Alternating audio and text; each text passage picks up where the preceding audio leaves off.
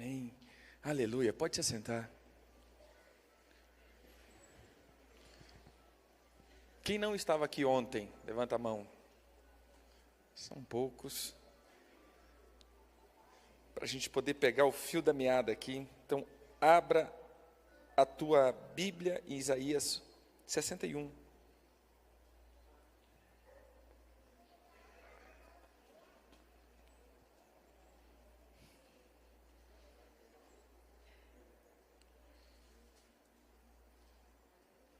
Não precisa de apresentações, né? Então, meu nome é Éder Gregório, para quem não me conhece. E para quem me conhece, eu também sou Éder Gregório. É nóis. Isaías 61 diz assim: e o Espírito do Senhor, Deus, está sobre mim, porque o Senhor me ungiu para pregar as boas novas aos quebrantados, enviou-me a curar os quebrantados de coração, a proclamar libertação aos cativos e pôr em liberdade os algemados. Ontem trouxemos essas duas expressões, que apesar dele falar de liberdade e libertação, que no nosso vocabulário português tem a mesma expressão, tem o mesmo sentido. Se eu falar assim, liberdade e libertação, entre aspas, há o mesmo sentido. Mas a palavra hebraica, não. Ali ele está dizendo, a primeira palavra foi o que nós tratamos ontem, que é deixar fluir aquilo que está preso, aquilo que está aprisionado, aquilo que está atado. Então nós precisamos quebrar as cadeias que nos cercam, ou seja, aquilo que nós chamamos dos fragmentos. Explicamos ontem, em algumas ilustrações, como eu posso ficar preso, e na sua grande maioria, todas as prisões da minha alma está ligado à questão de emoções. Por isso, uma das instruções de Jesus sempre é: alegre-te. Alegre-te quando for humilhado, alegre quando for injustiçado, alegre quando for maltratado, alegre. Por que ele sempre dá essa questão da alegria? Porque, normalmente, os atos que nós nos afundamos em decepções, tristezas, isso pode marcar a nossa alma ou deixar preso a nossa alma em lugares. Veja só, irmãos, ainda um pouco para que você entenda sobre, nós estamos falando de cativeiro espiritual. Eu quero que você abra a tua Bíblia em Êxodo capítulo 20.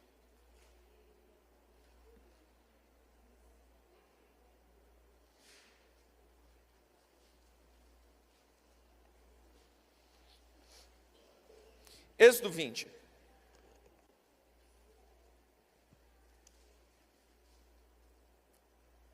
Êxodo 20 diz o seguinte: então Deus falou todas essas palavras. Eu sou o Senhor teu Deus que te tirou da terra do Egito. Vamos ler junto?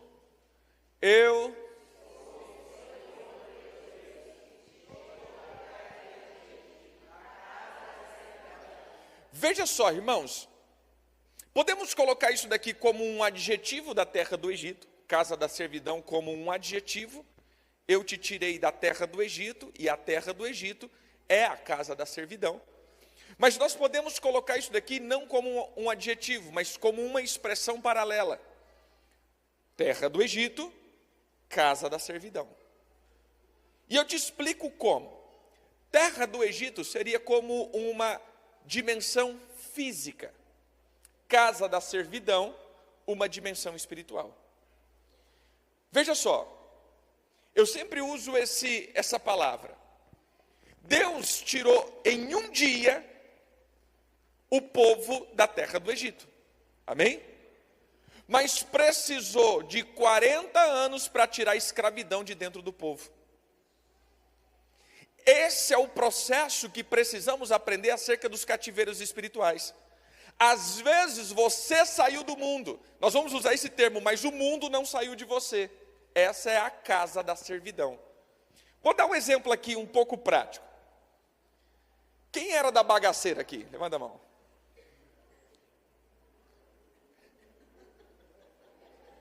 Tá, vê que o negócio está crescendo assim, né? bagunça. Vamos lá. Das noitadas, fim de semana, começava a beber sexta-feira e segunda estava curando a ressaca. Levanta a mão aqui. Pois bem.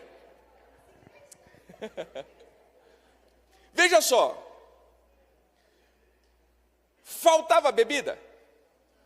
Faltava churrasco? Faltava festa? Pois bem, agora você é crente. Amém? Meu Deus, que amém tão desanimado.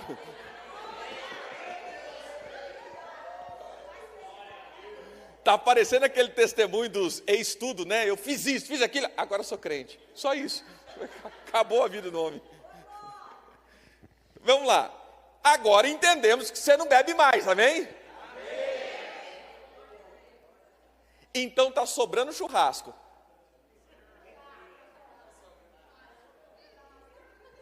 Todo dia tem churrasco.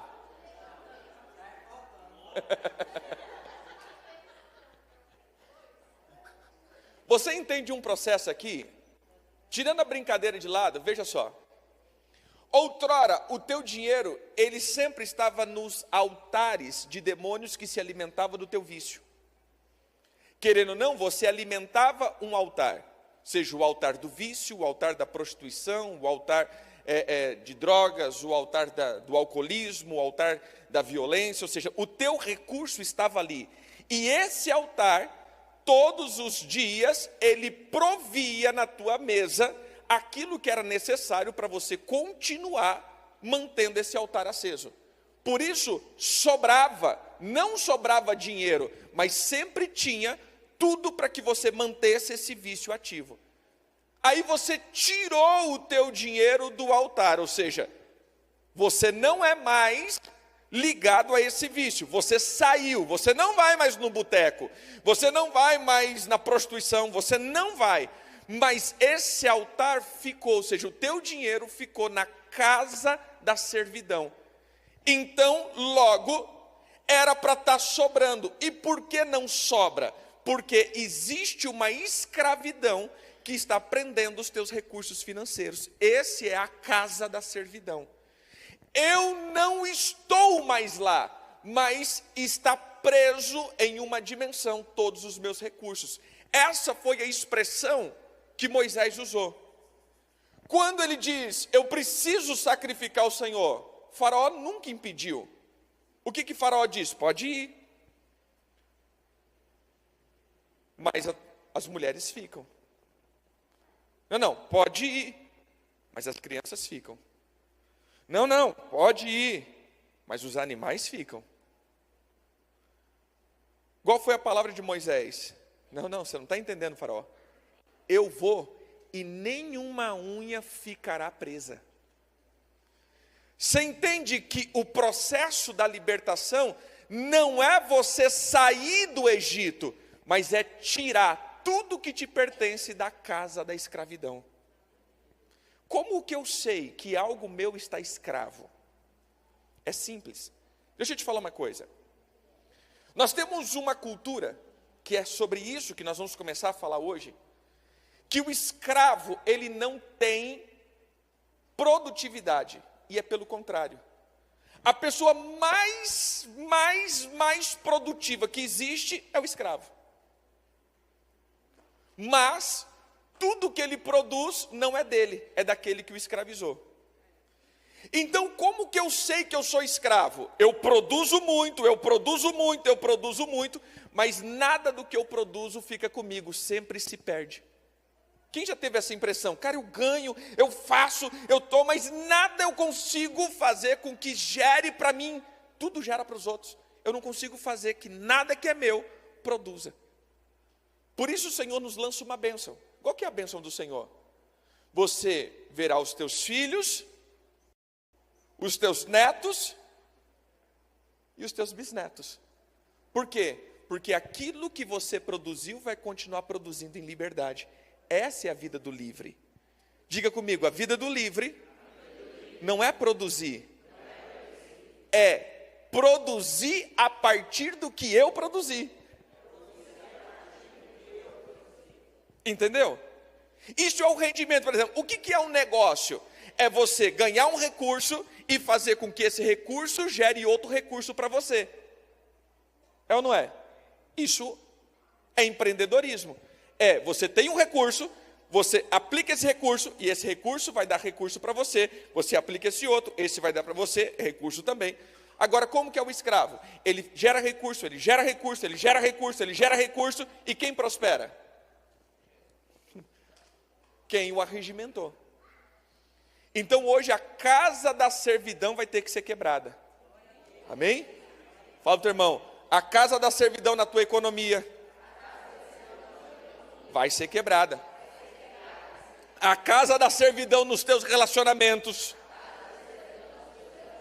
de amizade vai ser quebrado. A casa da servidão na tua família vai ser quebrado. Amém? Ou seja, nós vamos produzir, e isso que for produzido vai continuar produzindo. E nós veremos. Essa é a bênção do Senhor. Quem já leu o Salmo, acho que é 128, que ele diz isso?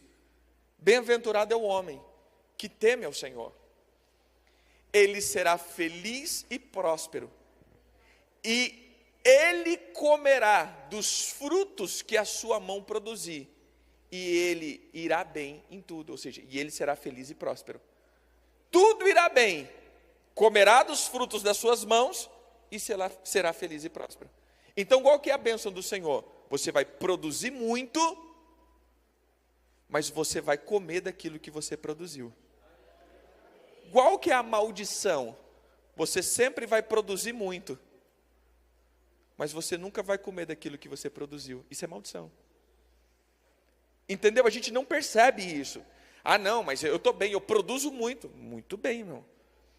Mas você desfruta do que você produziu? Se a palavra é não, então você está escravo. Entendeu?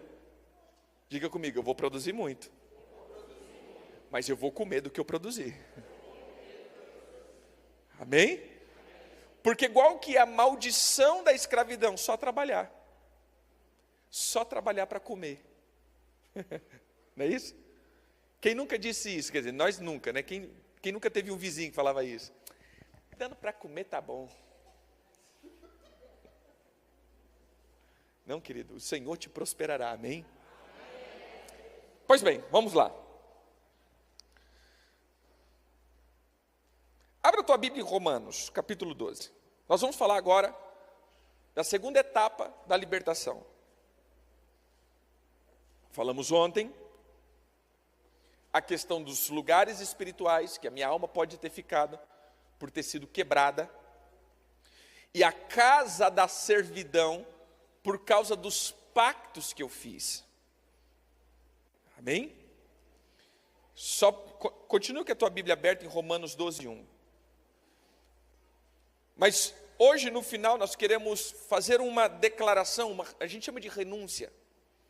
Por quê? Porque, irmãos, ontem falamos das questões emocionais. Tristeza, amargura, ressentimento, falta de perdão, angústia. Tudo isso faz com que eu fique preso, a injustiça. Amém? A injustiça. Mas existem outras coisas que pode deixar eu em cativeiros espirituais, preso, que é o chamado pecados. As iniquidades cometidas, ela pode aprisionar esse pedaço da minha alma, ou a minha alma, em lugares aonde eu não consigo sair, ou seja, eu estou preso na casa. Veja que o Senhor usa essa expressão, casa da servidão. Então você vai ver a casa da idolatria, a casa da prostituição, a casa do abandono, a casa da servidão, a casa da imoralidade, a casa da miséria. Entendeu? Tem muitas pessoas que estão presos na casa da orfandade. Então isso são lugares espirituais aonde a minha alma ficou presa. Por isso eu tenho que identificar essas coisas para poder romper. Se eu tive algo, vou dar um exemplo aqui. Pessoas que teve usos de drogas. teve uma vida pautada em drogas. Observe, o que é a droga? Ela está ligado ao culto às entidades das matas. Tudo aquilo que solta fumaça, querido, ele entra como uma aplicação da casa da miséria. Você já viu algum usuário rico que acaba na prosperidade? Ele sempre vai acabar na miséria. Tudo aquilo que é soltar fumaça, ele está ligado aos espíritos das matas. Logo, está ligado ao culto da miséria. Então, aqueles que tiveram usos do tabaco, maconha, drogas, qualquer tipo de situações que envolve fumaça, que envolve o vício do entorpecente, ele vai precisar sair da casa da miséria. Ele fez um pacto com a miséria. Você sabia disso? Chacoalha o teu irmão e fala assim, mas graças a Deus você não tem nada a ver com isso. Amém? Mas quem já conheceu um vizinho que fez isso?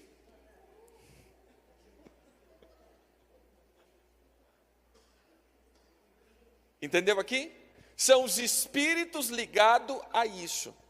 Entenda, cada espírito ele age de um jeito, irmãos. Nós precisamos entender isso. Veja só.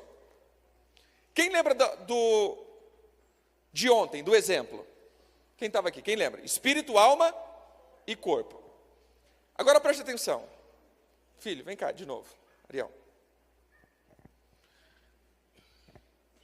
Vamos supor que esse daqui seja a alma. E não é uma alma penada. Vem cá. Esse daqui não veio ontem, pastor Jonathan, mora em Santa Cruz de la Sierra. Está aqui. Então veja só. Vamos colocar alma e corpo. Quer dizer, espírito e alma.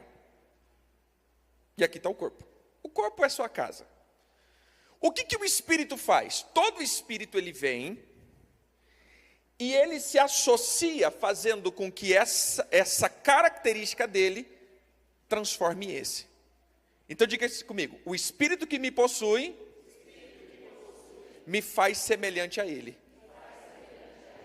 Então se você diz que é cheio do Espírito Santo, meu irmão, mas não tem os frutos do Espírito, é mentira. Amém? Fala aí, meu irmão, se você é cheio do Espírito Santo, mas não tem fruto do Espírito, é mentira. Porque é o seguinte, todo espírito que te possui faz o quê? Te torna semelhante. Não é imediato, mas é um processo. Então você está 10 anos no Evangelho. Você já foi batizado no Espírito Santo e pá. Mas você não cresceu em amor, longanimidade, paciência, mansidão, alegria. Espera aí, irmão. Tem alguma coisa errada. Esse espírito aqui não é do santo, não. Porque todo espírito que te possui. Agora vamos para um outro ponto. Agora imagine que esse daqui é o espírito de vício. O que ele vai fazer com essa alma? Tornar igual. Ou seja, ele se associa e daqui a pouco toda a identidade dele passa para a alma. A alma vai agir igual a esse espírito. Então, a função de um espírito demoníaco é fazer com que a alma do ser humano se torne semelhante, pegue as mesmas características. Exemplo, aquela pessoa está com a pombagíria. Como que você sabe que ela está com a pombagíria? Você viu a pombagíria? Não. O comportamento dela é igual à pomba que gira. Exemplo, quem já ouviu falar de Jezabel? Não, Jezabel era uma mulher. Não era um espírito, era uma rainha. Mas lá em Apocalipse, Jezabel ficou como? Como já um espírito. Ou seja, aquela mulher conseguiu ser tão alinhada com o espírito, que ela passou a ter o nome do espírito. E o espírito o nome dela. Entendeu? Ela se caracterizou tanto, que o espírito ganhou o nome dela, ou seja, não tinha que expulsar Jezabel da Jezabel, ou seja, não tinha que expulsar o espírito daquela pessoa. Ela se assemelhou tanto que já tinha que expulsar a pessoa daquele espírito. Acho que era o demônio que ia para receber, tira essa pessoa de mim, por favor, né? Porque a pessoa, ela se caracteriza tanto, ela pega tanto a característica, que ela se torna igual. Então veja só, o que a tua alma parece, determina quem te possui. Entendeu? Amém? Diga comigo, aquilo que eu me pareço, com os meus comportamentos, denuncia o espírito que está em mim. Entendeu o fato? Agora vamos para um outro exemplo aqui. Dentro daquele exemplo, espírito, alma e corpo. Aqui está o espírito, aqui está a alma e aqui está o corpo. Nós vamos ver esse alinhamento. Agora eu estou dizendo na vida de um cristão. Veja, na vida de um cristão, ele nunca vai ficar possesso. O que é uma possessão? Esse está morto, e esse espírito demoníaco, ele simplesmente separa esse daqui, e aquele corpo, essa alma, ela fica tão presa, encaixotada, que o espírito maligno agora tem todo o domínio. Como que a gente sabe que essa pessoa está possessa? Quando ela começa a se manifestar e ela não lembra de nada. Sabe aquela pessoa, o que aconteceu aqui? Foi uma possessão. Agora o crente fica endemoniado? Fica. Por que fica? Porque o espírito está aqui. A alma está aqui. O demônio faz o quê? Pega aqui. Tira aqui. Mas, como o espírito está vivo, essa alma tem consciência de tudo. Ele não está tendo controle do corpo. Está se manifestando ali, mas ele está consciente, ele está sabendo tudo o que está acontecendo. Então significa que o espírito dessa pessoa está vivo. Ele é um crente, que agora está trazendo luz em lugares, mas ele está consciente do que está acontecendo. Eu sei o que aconteceu. Eu entendi o que aconteceu, mas eu não tinha domínio do meu corpo. Então isso daqui é a libertação de um crente, de um cristão. Amém? Entendeu? Possessão e endemoniamento. E o que é dominação? Está aqui. O demônio não está dentro da pessoa. Mas essa alma já foi tão danificada, que ele só está comandando. Essa pessoa começa a andar segundo os comportamentos do demônio. Ele não precisa estar dentro. Essa alma já foi tão danificada, que somente dele falar, esse é um problemaço. Para mim esse é o pior tipo. Por quê? Porque você pode vir aqui, botar a mão na cabeça, expulsar demônio. Não tem demônio. Não vai sair nada. Não, mas já oraram por mim, eu nem babei. Eu nem caí. Sim. Mas todos os teus comportamentos são demoníacos. Entendeu? Para mim, essa alma já está tão identificada com esse demônio, que eu não preciso mais estar dentro. Esse demônio pode controlar pelas suas atitudes. É o que nós vamos falar agora. Obrigado. Qual que é o problema aqui, que nós falamos da segunda parte? Deixar fluir. Outro, quem lembra de ontem? Abrir os olhos. Então diga comigo, o Senhor veio fazer fluir, e o Senhor veio abrir os meus olhos. Agora aí, Romanos, diz assim, portanto, irmãos, exorto-vos pela compaixão de Deus, que apresentei o vosso corpo como sacrifício vivo, santo e agradável a Deus, que é o vosso culto racional. Aqui eu vou explicar uma situação, para que você entenda. Lembra que ontem nós falamos assim, coloque a mão no rim da tua esposa, homens. Por que coloca a mão no rim? Porque o rim vai falar de emoções. O fígado vai falar de ira. Quem já ficou tão irritado, que depois teve dor de estômago. Nossa, eu estou com tanta raiva, dá um embrulho no estômago. Eu senti um negócio no coração. Mas, gente, você não sente nada no coração. Você tem como? Eu fiquei tão triste que meu coração partiu. Aí vai tirar um raio-x, o coração está assim. Não, o coração está inteiro. Mas o que acontece aqui? As glândulas do corpo, irmãos, preste atenção nisso. Toda glândula do corpo é o que nós chamamos como de portais da alma. Preste atenção.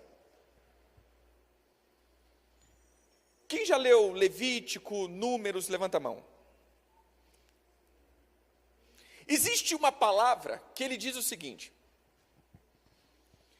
todas as vezes que os levitas iam fazer um sacrifício, eles tinham que pegar a carne, oferecer a carne, um pedaço daquela carne ele tinha que comer, mas eles nunca poderiam comer as entranhas, e a Bíblia é bem clara, os rins e a gordura que está em cima do rim. Nenhum sacerdote poderia tocar naquilo para comer. Tinha que ser queimado como oferta de cheiro suave ao Senhor. Já repararam nisso? Por que o Senhor deixa essa lei bem específica?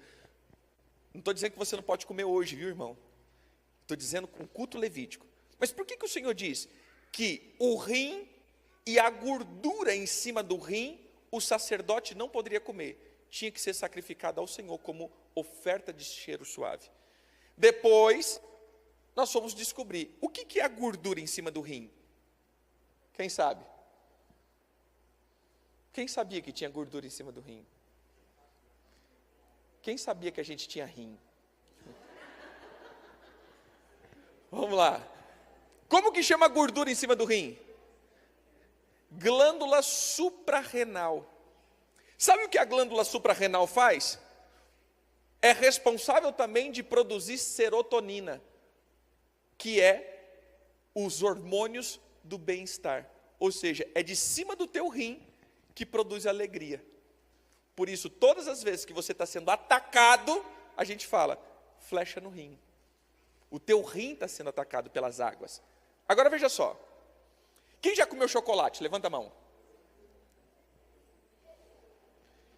Qual é a sensação que você tem? De alegria. Você já parou para pensar a lógica desse negócio? Você come uma matéria, logo a tua alma fica feliz. Qual é a conexão da matéria com o sentimento? É a mesma coisa eu dizer, não, eu vou colocar gasolina no carro e o carro vai ficar feliz. Irmão, que conexão tem a matéria com a tua alma? As glândulas.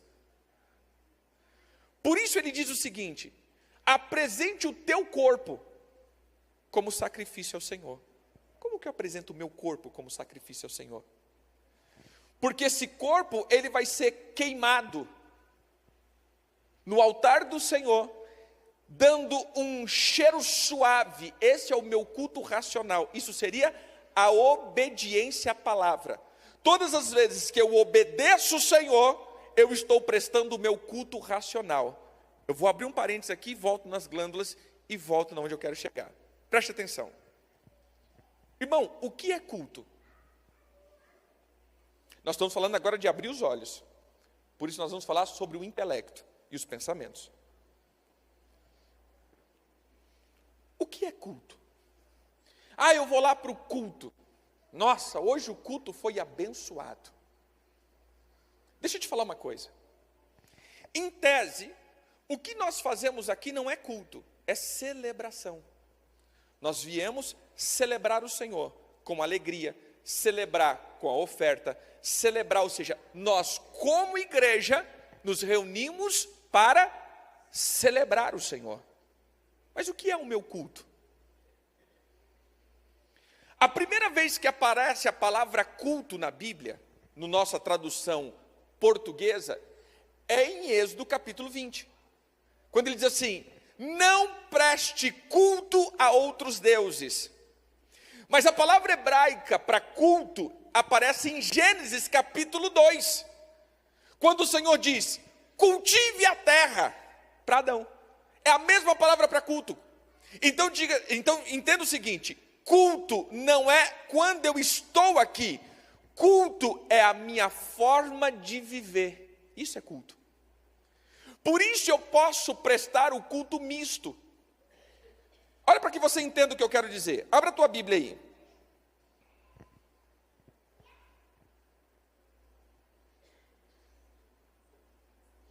Abra a tua Bíblia em 2 Reis, capítulo 17, verso 29 em diante.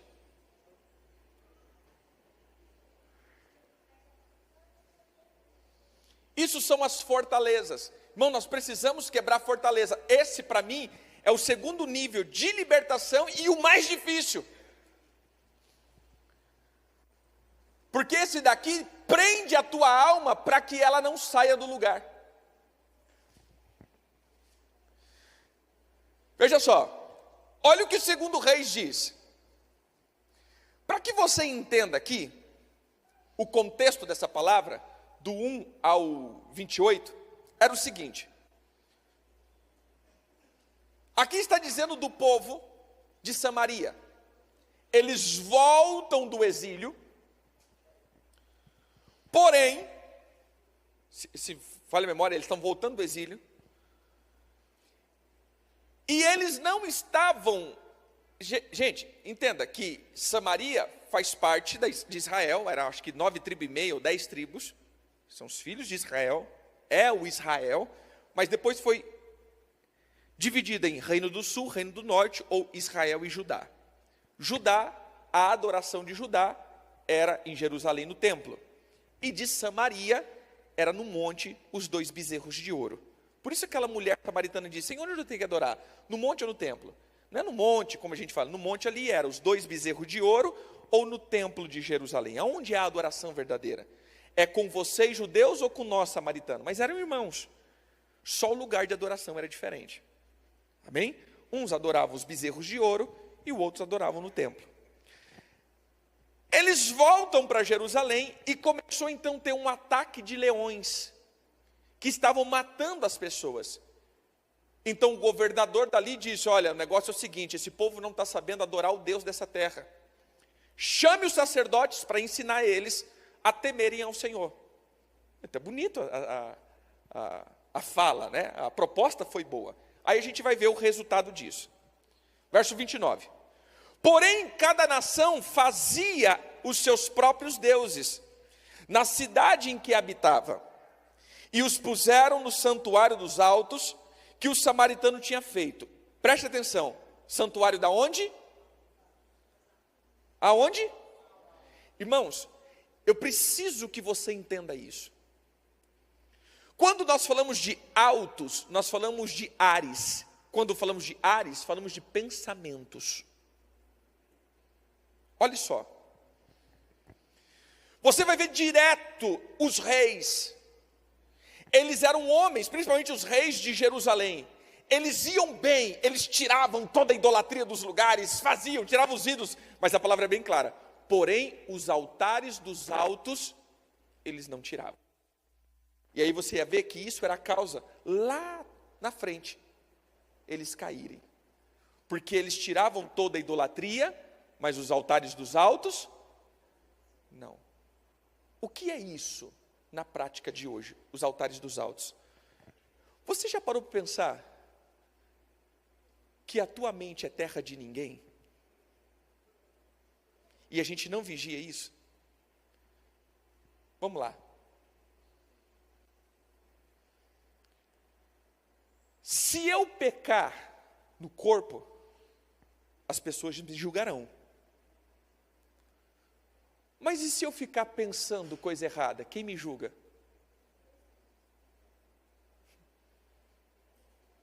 Tem algum ser humano que consegue ver isso?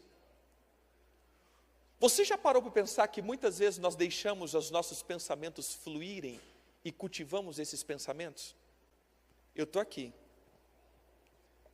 E a mente só voando. Eu olho para alguém, penso mal, olho para uma mulher, desejo ela. Mas quem que está me vendo? Ninguém. Você entendeu o que é o Altares dos Altos?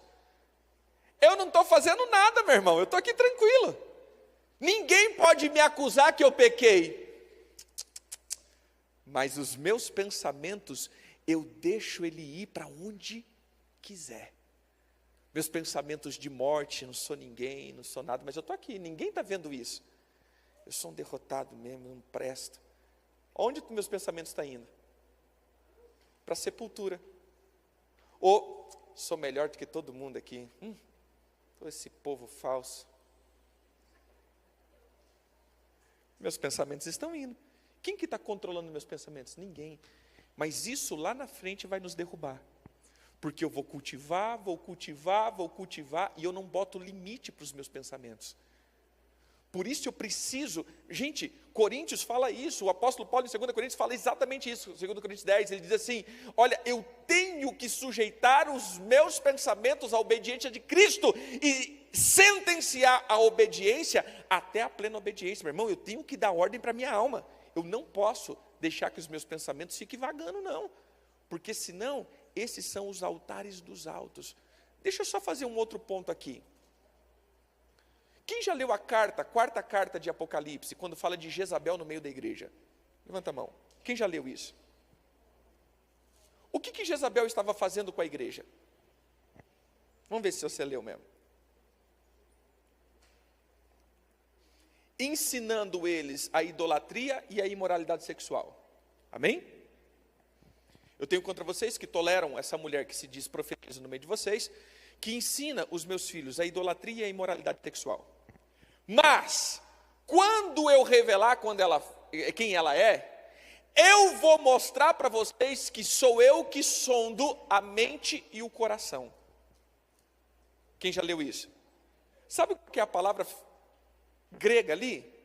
Eu mostrarei para vocês que eu sondo a cárdia e os néfros, o coração e os rins. Olha os rins de novo. Mas espera aí, por que o Senhor está precisando mostrar que Ele sonda os nossos pensamentos e as nossas emoções? Porque o pecado da idolatria e da imoralidade sexual não estava no físico da igreja. Já estava sendo cultivado na mente das pessoas. Eles já eram profanos e idólatras aqui. Mas se você reparar, era uma igreja que crescia, que avançava, que tinha fé. Meu irmão, era uma igreja sonho de consumo de todo mundo. Depois lê lá em Apocalipse. Eu sou aquele que tem olhos de fogo e pés reluzentes. Eu conheço as tuas obras, o teu amor, o teu fervor, a tua fé, a tua perseverança e as tuas obras melhores do que as primeiras. Meu irmão, era uma igreja crescente, só tinha um probleminha. Jezabel era profeta da igreja, só isso. Fala comigo, uma igreja top. Só Satanás estava no meio dela. Mas meu irmão, que igreja abençoada. Mas o que estava acontecendo? Os pensamentos já estavam sendo danificados, altares dos altos. Amém? Chacoalha o teu irmão e diz, Deus vai derrubar os altares dos altos hoje. Pois bem, continuamos. Os de Babilônia, conta comigo aqui, vamos lá. Os de Babilônia, verso 30. Coloca aí, verso 30. 17, 30. Vamos lá. Os de Babilônia fizeram Sucote e Benote. Então nós vamos ver um povo e um Deus. Amém? Conta aí comigo. Os de Cuta fizeram Nargal. Os de Amate fizeram Acima. Os aveus fizeram Nibás e Tartaque. E os serfavitas queimavam seus filhos em sacrifício a Adrameleque e a Anameleque. Quantos deuses eles tinham? Quantas nações tinha no meio deles? Então veja, Samaria tinha o culto a Deus, nós vamos ler depois, e tinha o culto a mais 5 deuses. Eles adoravam os bezerros de ouro e mais 5 deuses, amém? Quantos tem aqui? Agora vamos para a palavra de Jesus para a mulher samaritana. Qual foi a palavra dele? Você já teve 5 maridos? Você acha que ele estava falando de marido? Ou você acha que ele estava trazendo uma espada contra os altares dos samaritanos? Você já adorou 5 deuses, e esses deuses que você adora não é o seu marido, não sou eu. Eu no sentido de Deus, não de pessoa. Ou seja, vocês já levantaram altares a 5 deuses, e esses deuses que vocês estão adorando não é o teu Deus.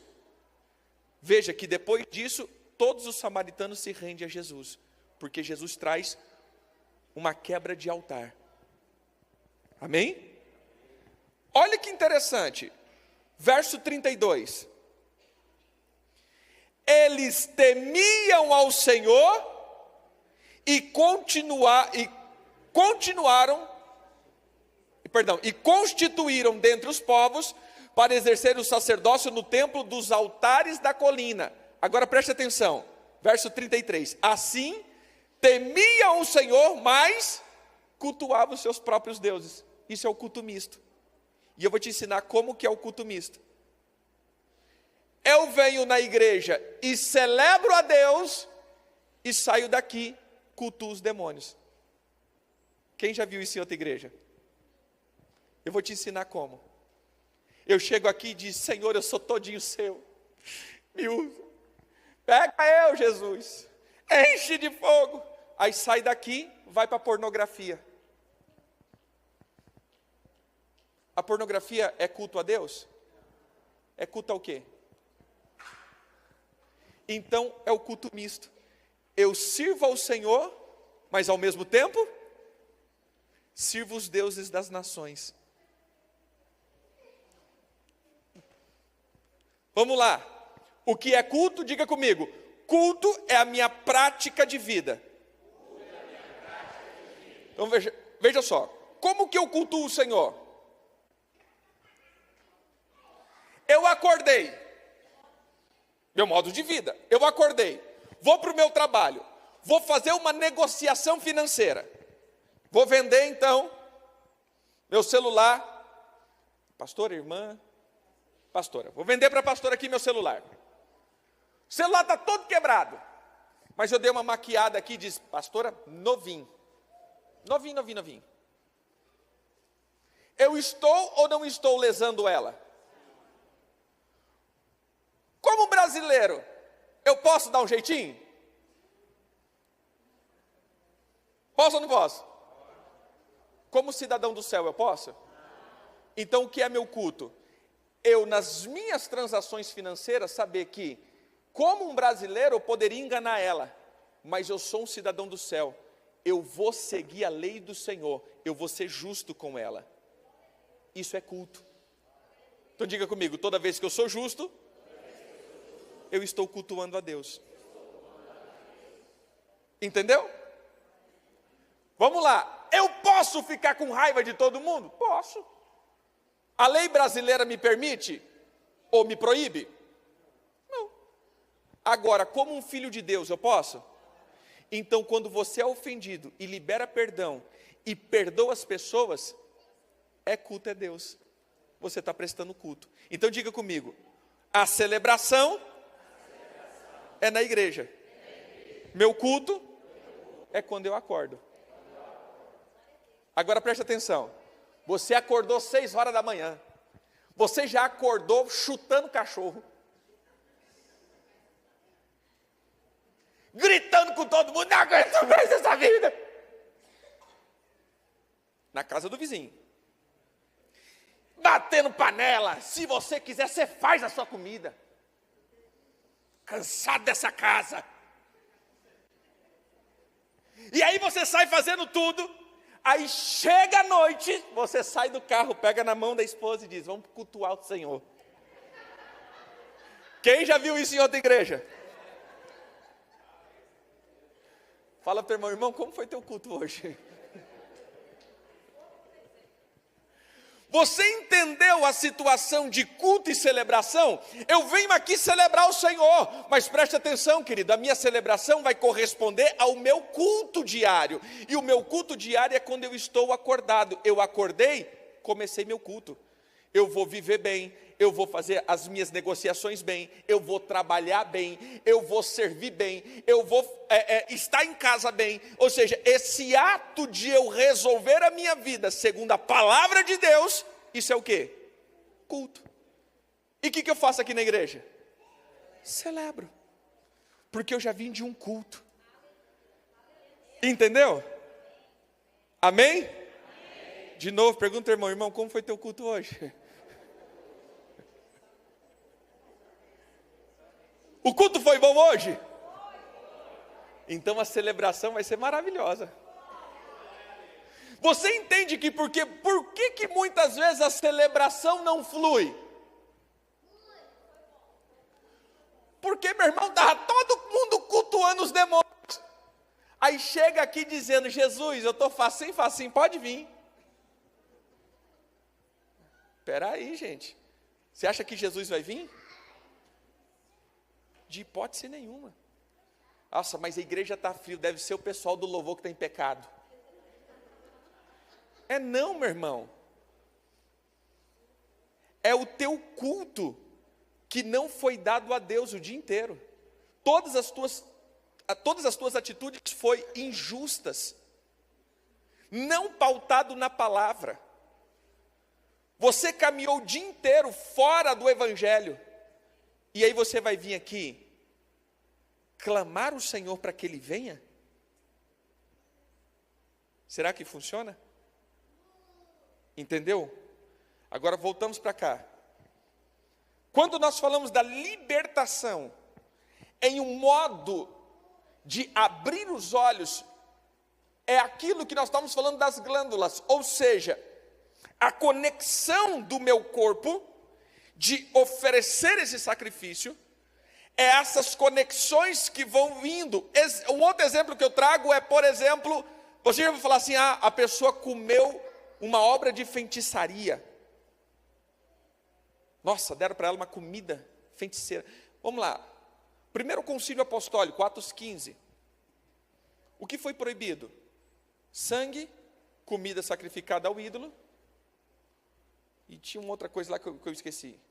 Por que ele fala proibido comida sacrificada ao ídolo?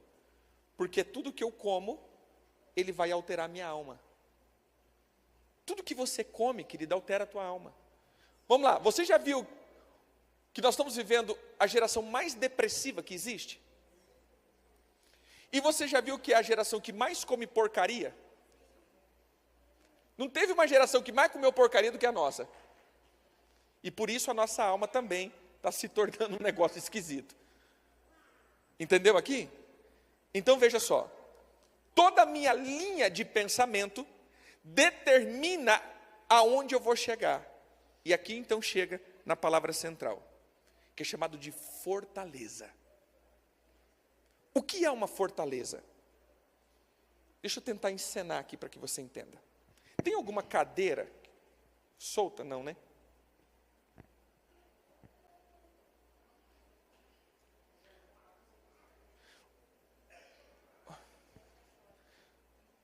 Como que está a cadeira do baterista ali? Cadê o baterista? Irmão, já viu que baterista não é gente boa? Ele tem que sempre ficar enjaulado. Aí está trazendo lá. Se baterista for gente boa, não precisava ficar preso, né?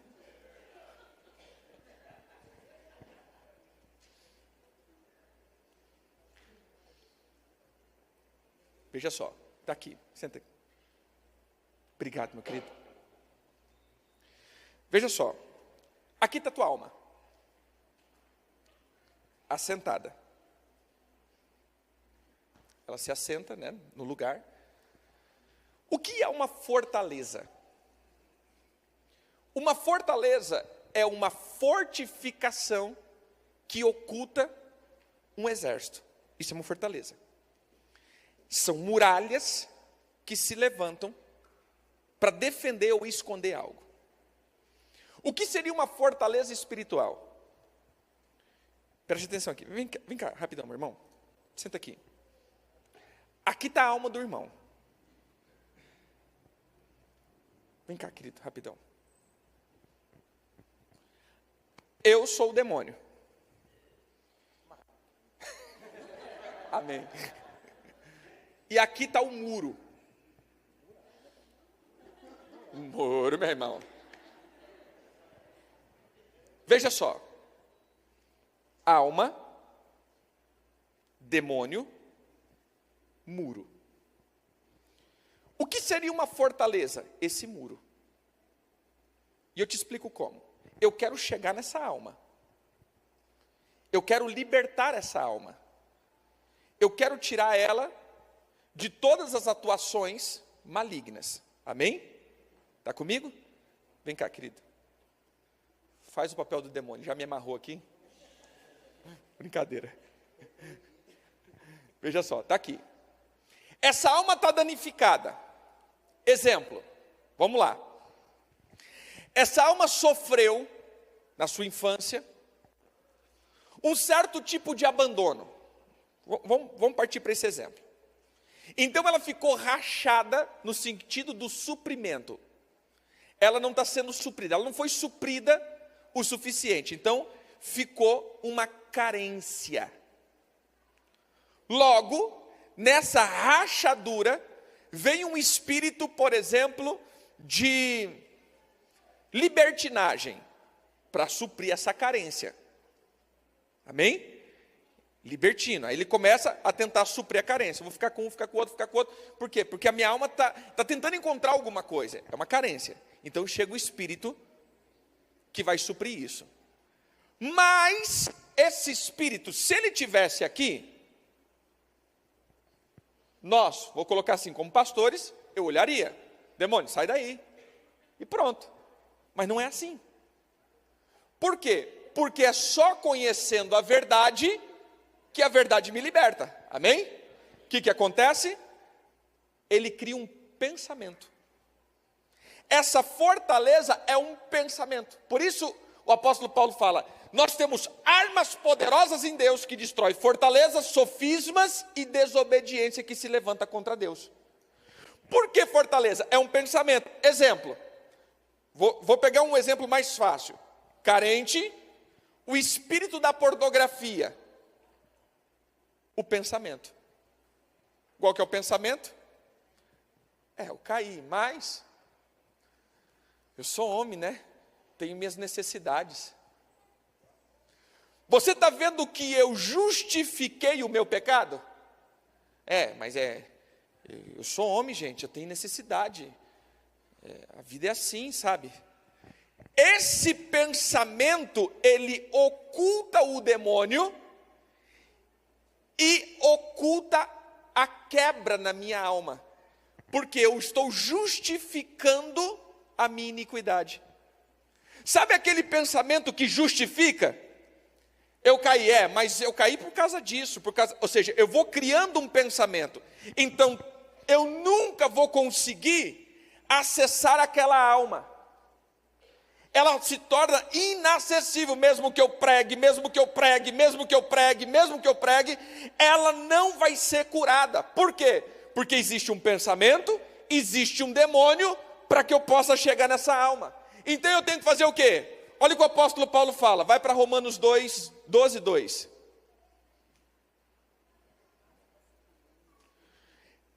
Eu tenho que prestar o culto com o meu corpo, e eu tenho que fazer o quê? E não vos amoldeis aos esquemas desse mundo, mas seja transformado pela renovação da vossa. O que eu tenho que fazer? Espera aí, sim, eu tenho as minhas necessidades. Eu estou quebrado. Mas, meu irmão, o pecado não faz parte da minha vida. Quebrei a fortaleza. Entendeu? O pecado não faz parte da minha vida. Não, eu sei que eu sou homem, eu tenho necessidade, mas eu não vou alimentar com o pecado, meu irmão. Isso não é de Deus. Por isso, eu renuncio todo espírito que alimenta isso na minha vida. Senhor, supra essa carência na minha vida. Pronto, cheguei nessa alma. Você entendeu o processo da libertação dos olhos fechados? Não é que os olhos estão fechados, é porque eu formo fortalezas na minha vida. Volta aqui de novo. Essa alma, com 8 anos de idade, foi agredida. Muita agressão. A infância toda agredida. Lacuna, foi rachada. O espírito da violência entra. Fortaleza se estabelece. Se eu não me defendo, quem me defende?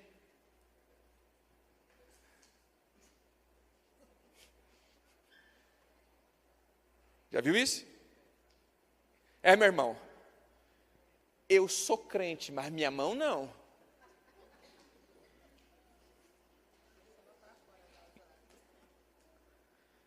Meu irmão, eu sou crente, mas mexe comigo para você ver. Eu saio da cruz rapidinho. Ou seja, eu vou justificando essa falta de mansidão na minha alma. Eu crio um mecanismo para dizer, sim, eu sou crente, mas eu não tenho sangue de barata. Quem já viu isso em outro planeta?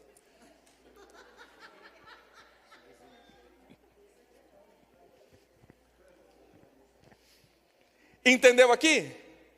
Ou seja, essa pessoa, aí você fala assim, nossa, mas a gente já fez campanha, a gente já jejuou, a gente já leu a Bíblia 15 vezes, e nada de, esse irmão não muda. Não adianta, ele não vai mudar. Enquanto essa alma não disser, não, querido, não é que eu tenho sangue de barata ou não, mas eu rejeito ser impulsivo, eu rejeito ter esse estupim curto, eu não quero isso para a minha vida, não é de Deus. Quebrei a fortaleza, eu mudei o meu pensamento, tudo aquilo que alimenta isso na minha vida, eu rejeito. Aí eu cheguei na quebra da minha alma. Senhor, traz o bálsamo, e eu perdoo aquele que me agrediu, eu perdoo, aí vai vir o bálsamo nessa alma, e ela começa a ser transformada. Aí o fruto da mansidão começa a operar aqui. Mas enquanto, meu irmão, você não tirar o espírito e a fortaleza, não vai.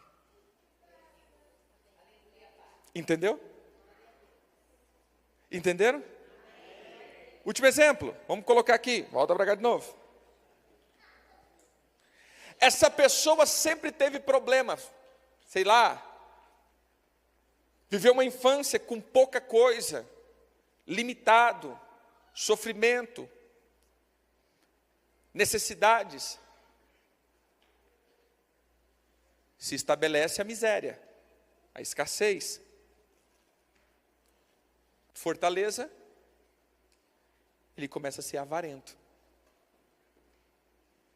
Meu irmão, fica aí, você acha que vai cair dinheiro do céu? Esse negócio de dar para Deus, Deus vai vir buscar? Nunca vi Deus vir com um anjo buscar dinheiro. Você entende? Fortaleza, eu criei um pensamento que eu não confio no Senhor. Por mais que eu queira acreditar, existe um pensamento que diz, se eu não fizer nada por mim, quem vai fazer? Não é eu não trabalhar para ver. Deus não traz nada do céu para você não, meu irmão. Entende isso? Eu nunca vou viver a liberalidade. E eu nunca vou conseguir ser fiel. Não importa o que preguem para mim, até eu tento ser fiel, mas eu não consigo. Porque no fundo, eu tenho a alma da escassez. Eu tenho que arrancar a fortaleza, eu sei que eu tenho que trabalhar, mas o Senhor me dará colheita. Eu renuncio esse espírito de ganância e miséria. Senhor, eu sei que eu vivi muita escassez. Me ensina a confiar no Senhor. Aí eu saro a minha alma. Você entende o segundo nível de libertação? Para mim é o pior. Obrigado, gente. Vocês são tudo bênção, viu? Não. Ninguém é demônio, ninguém é muro. Você entendeu? A primeira fase da libertação é fácil. Gente, é fácil. É fácil porque, como ontem, nós damos decreto e isso funciona. Barreiras caem, cadeias caem e muita gente começa a ir. Mas a segunda fase da libertação, ninguém consegue fazer isso por mim. Eu tenho que fazer. Porque é a transformação da minha mente. E muitos estão presos com os olhos fechados. Não tem nada que segura ele mais. As cadeias foram quebradas, mas ele está atado. Ele está algemado. Porque os olhos não conseguem olhar para Deus. Ele está sempre debaixo de uma fortaleza. Por isso o Senhor diz que nós temos armas poderosas em Deus. Gente, não é qualquer arma para destruir esses muros. Não é qualquer coisa, porque todo pensamento de uma cultura. Veja só, quem é você hoje? Quem é a tua alma? É um conjunto de pensamentos de uma cultura. E esses pensamentos é a soma de todos os ensinos que recebemos. E isso daqui, meu irmão, vai fazer o quê? Vai fazer com que você seja um cristão, mas que vive segundo os padrões do mundo. E por isso o evangelho não funciona na vida de muita gente. Porque está cheio de fortalezas. Entenderam? Precisamos renovar nossa mente. Então diga comigo, o Senhor vai fazer fluir. E o Senhor vai abrir os meus olhos. Observe isso para a gente orar.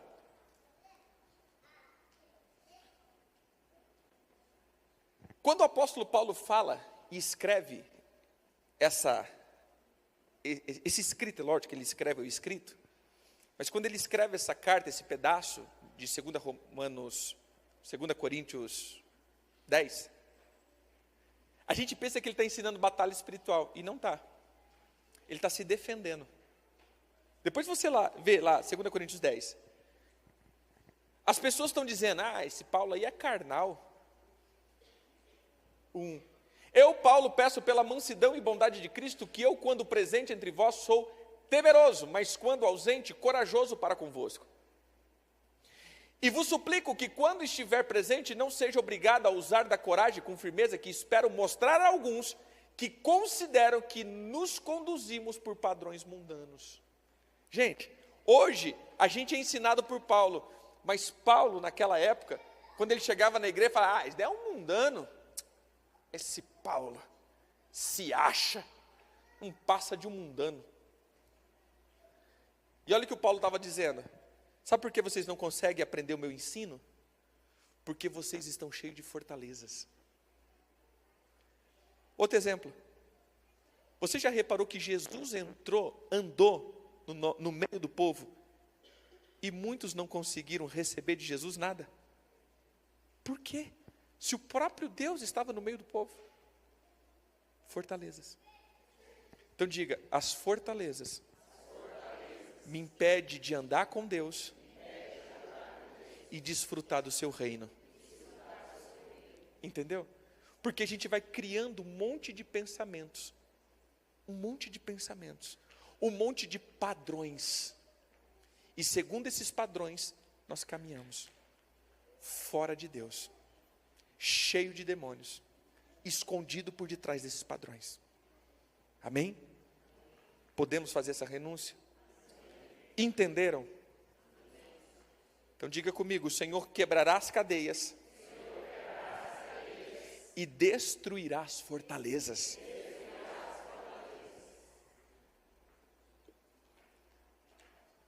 Fique em pé.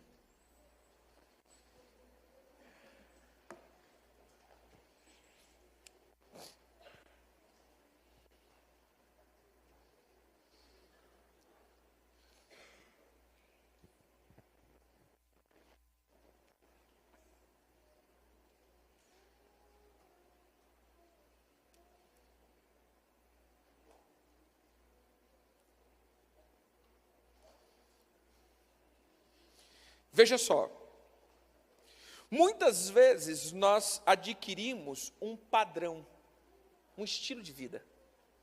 E esse padrão é as fortalezas que podem ser estabelecidas. Todo padrão fora da palavra é uma fortaleza. Amém? Todo modo de pensar fora da Bíblia é uma fortaleza. Por isso eu vou pedir para os irmãos, pastores, líderes, pegue um óleo aí agora e coloque na mão de cada um. Você vai pegar esse óleo e você vai passar na tua cabeça, nos teus ouvidos. Vamos lá, rapidão, quem pode fazer isso? Se tem óleo de unção, os irmãos estavam ungindo lá na... Vai colocando na mão dos irmãos assim, e você pega, já coloca assim na cabeça, assim na nuca, nos ouvidos, e vai orando, falando, Senhor, hoje eu quero que toda fortaleza comece a ser destruída na minha cabeça.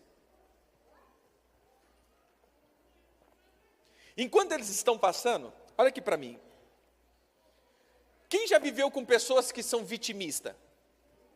Quem já viu vitimista?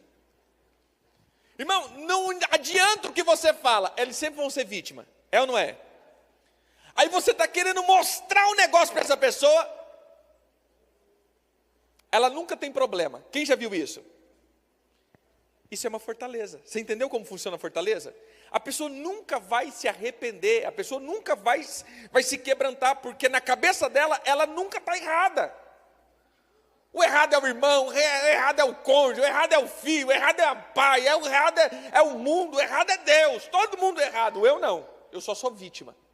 É uma fortaleza.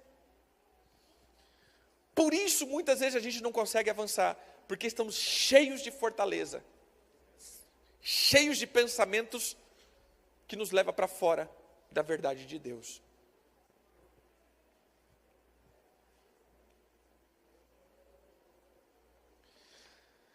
Ontem nós falamos sobre as águas, e hoje nós vamos nos desligar desses espíritos, os pactos que foram feitos com essas entidades. Amém? Eu vou orar e depois a gente vai repetir essa oração. Pai, eu quero pedir agora que o Senhor comece a cercar os teus filhos com a tua misericórdia, cerca também a nossa casa, família, filhos, até mesmo os nossos animais, empreendimentos, cerca, Senhor, nosso ministério, cerca, Senhor, tudo aquilo que se relaciona conosco. À medida que nós estamos fazendo essa renúncia, à medida que estamos, Senhor, renunciando, à medida que estamos proclamando que não aceitamos e quebramos todos os vínculos e pactos das gerações, pedimos que o Senhor nos guarda e nos esconda de todos os espíritos retalhadores, dos espíritos vingadores, dos espíritos, Senhor, que agem contra, Senhor, aquilo que o Senhor tem nos dado. Que sejamos ocultados debaixo das tuas asas, mas queremos ser livres de todas as fortalezas, todos os pensamentos contrários. Nós nos desligamos em nome de Jesus. Diga comigo, meu Pai, eu reafirmo a minha aliança com Jesus Cristo. Confesso que Jesus Cristo é Deus. Veio em forma de carne. Andou nessa terra. Morreu na cruz. Mas ressuscitou. Venceu a morte. E está vivo e reina. Para todo sempre. E está sentado à direita do Deus Pai. E eu, que participo da ressurreição de Cristo, estou assentado em Cristo Jesus, nas regiões celestiais. E é a partir desse lugar que eu passo a denunciar todas as obras do diabo e passo a renunciar todos os pactos, alianças, documentos, dívidas que eu ou os meus antepassados tivemos com essas entidades. Eu quero renunciar agora. toda obra e pacto com Sebastião e Iemanjá e Iansã, rainha do mar, mãe d'água, sereias, Exus, pombagiras, reis Camundá e a princesa Iná. Renuncio, confesso os meus pecados e os meus padrões mentais que foram adquiridos por essa entidade e por sustentar os altares das praias e toda a base de culto de Iemanjá, todo derramamento de sangue, coroar rainha, fazer sacrifícios, dar oferendas, que sustentaram os altares das águas profundas. Eu renuncio todos os espíritos da feitiçaria que se enrolaram na minha alma e fizeram as fortalezas e se estabeleceram em meus pensamentos. Renuncio às obras da prostituição. Diz assim: eu arranco a roupa da prostituição. Eu renuncio o espírito da prostituição. Preste atenção aqui, nós vamos fazer isso de novo. Irmãos, às vezes você não entende. Quando nós falamos de roupa, não tem nada a ver com a tua roupa. Eu não sei se você já reparou, tem pessoas que mesmo elas bem vestidas, nada indecente, mas elas transferem uma sensualidade. São pessoas que ela não tem nada de profano, de imoral, mas elas são sensuais. Por quê? Porque elas podem estar vestidas com as roupas espirituais de Iemanjá. Elas podem estar usando o espírito da prostituição. Elas não são pessoas vulgares, mas por causa de pecados concernente das famílias e por causa das idolatrias constantes aos cultos das rainhas dos céus, essa pessoa então ela é vestida com um manto da sensualidade. Aonde ela passa, as pessoas perseguem ela. E portanto perseguir ela acaba caindo. Por quê? Porque no reino espiritual ela atrai. Você não vai falar nada, porque isso pode dar briga entre casal. Mas quantas vezes você já não foi arrastado nos teus olhares por pessoas que passam?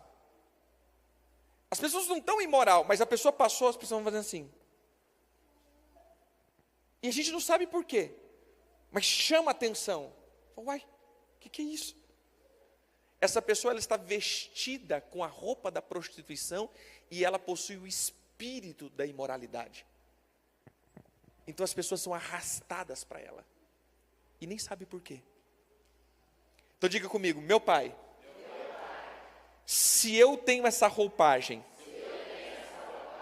se sobre o meu corpo e a minha alma está a roupagem da imoralidade, eu peço fogo agora. É tirado de mim, é arrancado de mim, é destruído sobre o meu corpo os encantamentos, as flechas da imoralidade.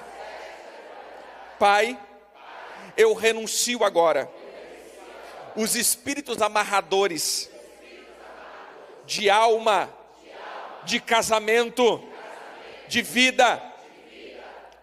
Pai, se eu estou preso com o meu casamento amarrado, se a minha vida não progride, é quebrado agora toda fortaleza, em nome de Jesus.